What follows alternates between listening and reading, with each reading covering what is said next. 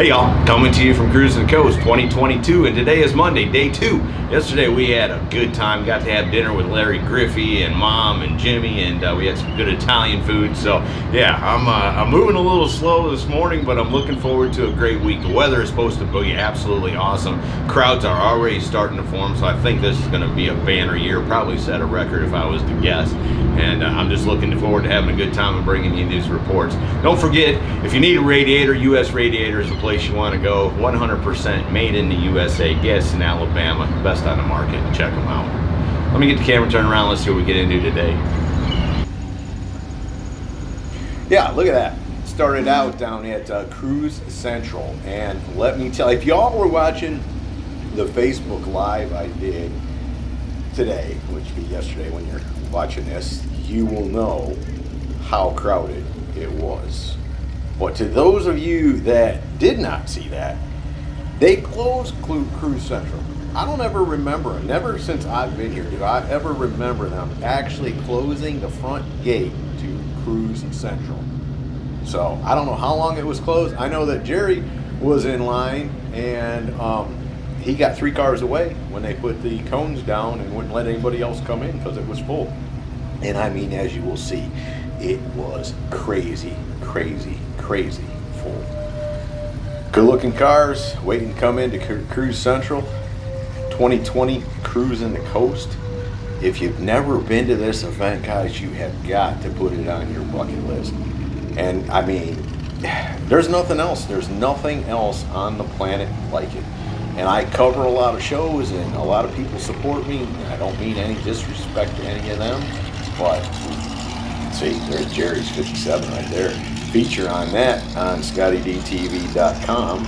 And then his buddy's following him here in this Corvette back here, you see. And we're trying to set up a feature. They don't know it yet, but we're trying to set up a feature on Wednesday to shoot that car. Very cool car.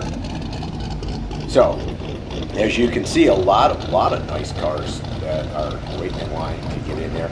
And I'm not gonna, this is probably, say, 10:30, maybe, I'm guessing, maybe 10:30, 11 o'clock, somewhere in there, maybe a little earlier than that. It's hard, you know, I mean, I'm on beach time, so it's hard to keep track of exactly what time it is. I'm not wearing a watch during the day, and unless I have an appointment, time really doesn't matter because I've got to get the job done. So when it's done, then I can go do what I want to do, but until then, that camera's got to be the eyes got to be looking, and the camera's got to be shooting.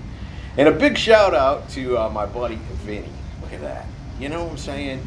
Cool cars, and will you just look at that? Just beautiful. I'd say not a cloud in the sky, but just enough clouds in the sky to give it a little bit of texture. Beautiful bluebird day. My buddy Vinny came in and drove me around this afternoon, which is a big deal to me because I really can't scout cars when I'm driving. So, look at this thing. I'm going to try to get a feature on again. He doesn't know it, but I'm trying to set this up for Wednesday. How cool is that? Blower motor in the back. And old Ronnie's wagon. You can see a feature on that on Scotty D TV too. A cool wagon. And I thought these were, you know, I'm a big fan of the Blazers, especially with the tops knocked off of them, and the C10 pickup trucks, but I just thought there was just 4 or 5 cars right here that just were really cool. Again, Cruising the Coast is about drivers. You don't see a lot of high-end ISCA show car types down here. You see a lot of nice cars, but most everything down here is being driven. And you know I love those rig rods. That one had nitrous on it. And at the beach, a Caddy, come on, a Caddy convertible, you probably can't do any better than that. And what a good-looking Nomad wagon, right? Yellow and white, you wouldn't think so, but man, that thing was really popping in the Mississippi sun. It was looking good. I just thought that was cool. You got an A and a 57, and they parked them on an angle so you could get a cool shot of them. And then I ran into my buddy Jerry and John, some other ones, down there at the mall. And to everybody, you know, everybody says, "Guy, I know you don't like Tri-5s." It's not that I don't like Tri-5s, but you watch this whole series this week, and just in the background, not only the ones that I'm featuring, because I can't help but get some right in the middle of the screen because they're such nice cars, but just how many Tri-5s are actually out there. They're absolutely everywhere.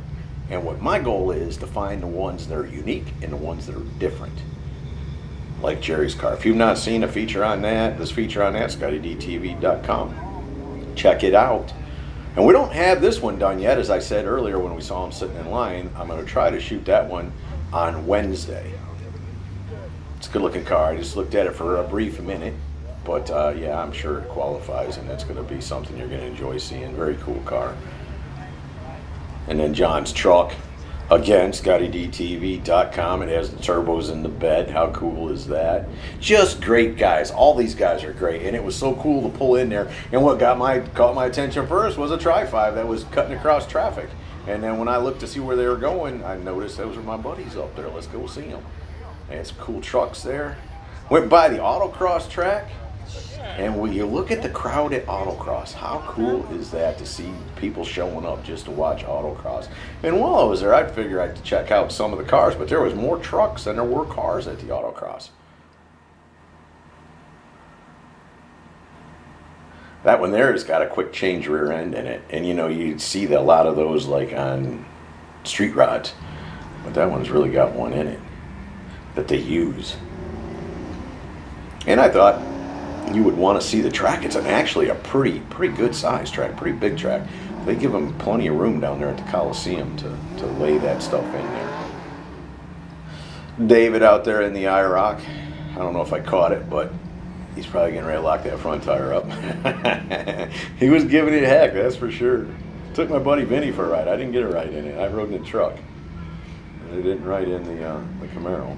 And 1971 GMC pickup truck running LT4 with 10-speed transmission, and I knew there was no sense in going to autocross track and not taking for a ride in something. And so I wanted to give you a peek of the truck, and I wanted to give you a peek up under the hood, and then the next thing you know, let's sit in the passenger seat and take a lap. Ready?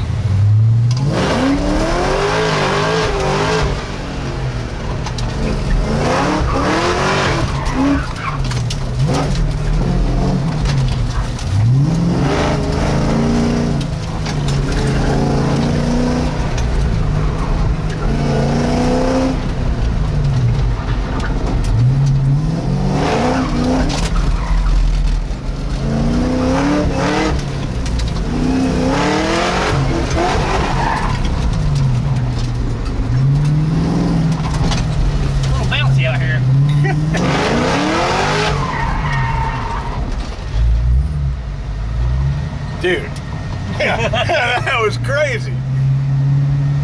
Holy smokes, man. I don't know what gear I was in. Top gear. That's what the top gear. Man alive, dude. This thing flies. And again, what a beautiful day at the 2022 Cruising the Coast event. If you've never been, put it on your bucket list. And of course, it's Cruising the Coast, so I thought we gotta take them for a little ride cruising the coast to wrap this thing up. Hope y'all have enjoyed it. See ya.